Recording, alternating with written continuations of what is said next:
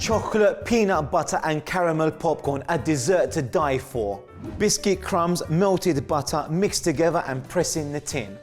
For the filling, let's melt these together.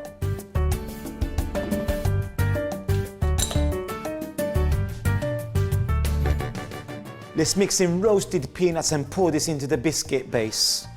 Let's chill. So let's finish off with caramel popcorn, roasted peanuts and drizzled chocolates.